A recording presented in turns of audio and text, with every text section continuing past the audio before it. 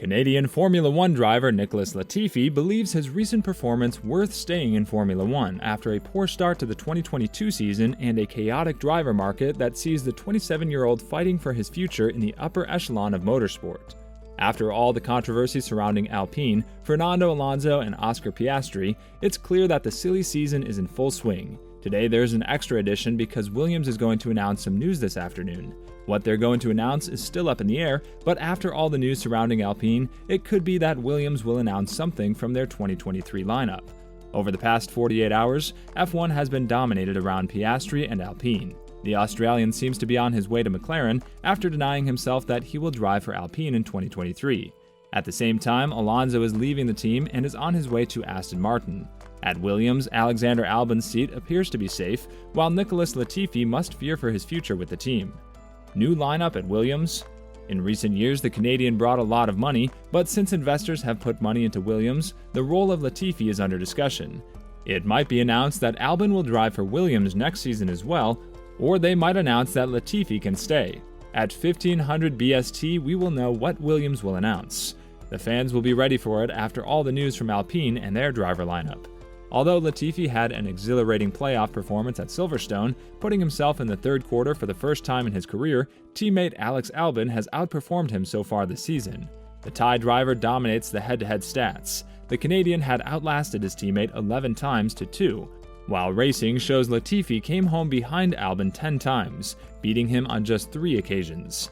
Albon has also scored all 3 of the team's points so far this season. The numbers show Latifi lacks a competitive advantage, however, and the driver believes he should be judged on his performance since instilling his promotions at the French Grand Prix, despite finishing 17th at Circuit Paul Ricard and 18th at Hungary. Latifi said, "Now that I'm more comfortable in the situation I'm in, with showing up at the weekend, knowing that, well, if I'm driving the way I know I can drive and get as much of the car as possible." Then Latifi also said, "Performance is where I am," which he should be in, which I think deserves to stay in Formula One.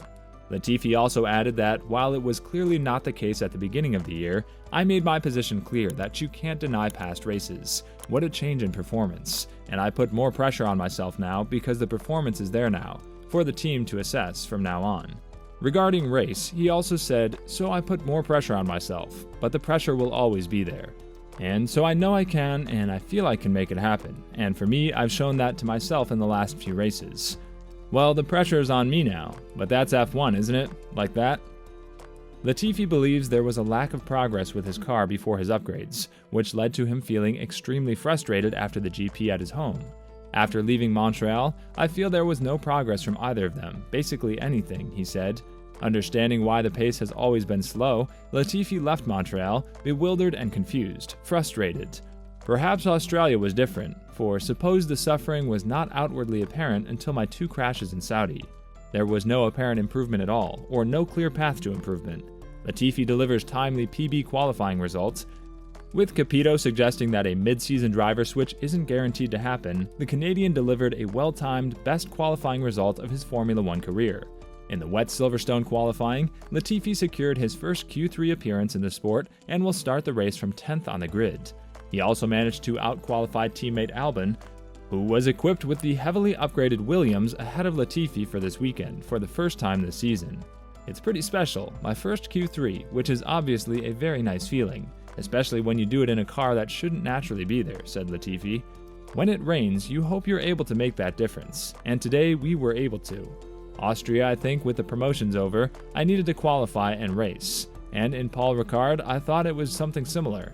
As the driver market continues to heat up, Latifi thinks he doesn't have to worry about his seat. Latifi not worried about future. Although his future in Formula One is still uncertain, Latifi says he is not worried about it and wants to focus on his performance. He does not see any point in worrying about a possible goodbye to his team and perhaps Formula One. He recognizes that is a part of the sport and wants to continue his upward trend to convince the team that he should keep the seat for the coming season. Latifi said, "All you can do is focus on you. It definitely doesn't help to think about all the possible negative consequences."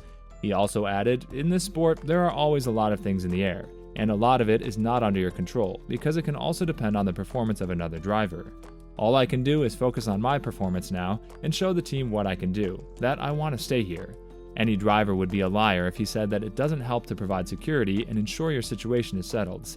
But that will always happen every few years in Formula One, even for the top drivers. For Latifi to continue racing in Formula One, the Canadian will need to catch up on Albon's performance as Formula One heads to Spa-Francorchamps for the Belgian Grand Prix. Now let's talk about how is the F1 2023 driver market shaping up. Formula One 2023 is gradually inching ever closer, so where does the upcoming silly season stand at its current stage? Mercedes. George Russell joined on a long-term deal for 2022 after spending several years affiliated to the manufacturer. Seven-time champion Lewis Hamilton signed a 2-year deal covering 2022 and 2023 in mid-2021. Red Bull Racing. Max Verstappen signed a 6-year extension to his existing deal off the back of his 2021 title triumph, securing him to the team through 2028. Sergio Perez agreed a 2-year deal covering 2023 and 2024 after his Monaco Grand Prix win. Ferrari. Charles Leclerc signed a long-term deal through 2024 following his first season in red in 2019, making 2022 year 3 of 5. While Carlos Sainz agreed a 2-year extension through 2024 earlier this season. McLaren.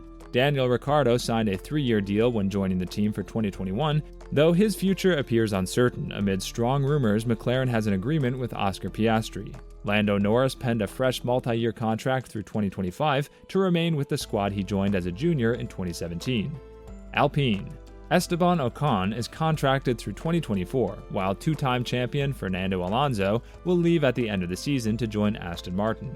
Alpine announced that Oscar Piastri would race for the team in 2023, however the Australian driver refuted the claim, stating he hasn't signed a contract with the team. AlphaTauri. Pierre Gasly has been confirmed for the 2023 season, however the identity of his teammate is yet to be announced. Yuki Tsunoda currently races alongside the Frenchman, with Gasly having initially joined in late 2017, while Tsunoda is in his sophomore season. Red Bull also has a spread of juniors in Formula 2, most prominently Liam Lawson. Aston Martin.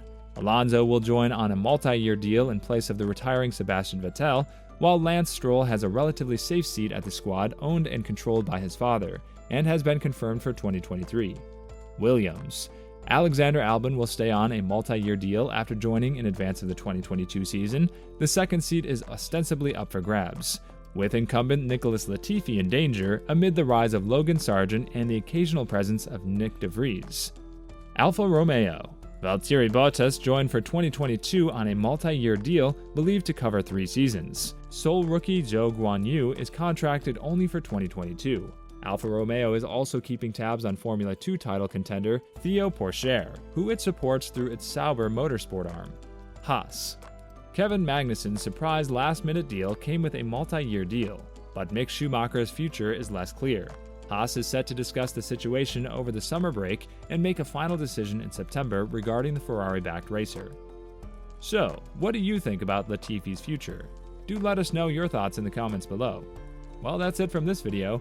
We sincerely hope that you liked seeing this video. Please subscribe to our channel if you would like to see more of the stuff that we produce. We are overjoyed that you're able to be with us today, and we love the chance to do so again in the coming days. Bye bye.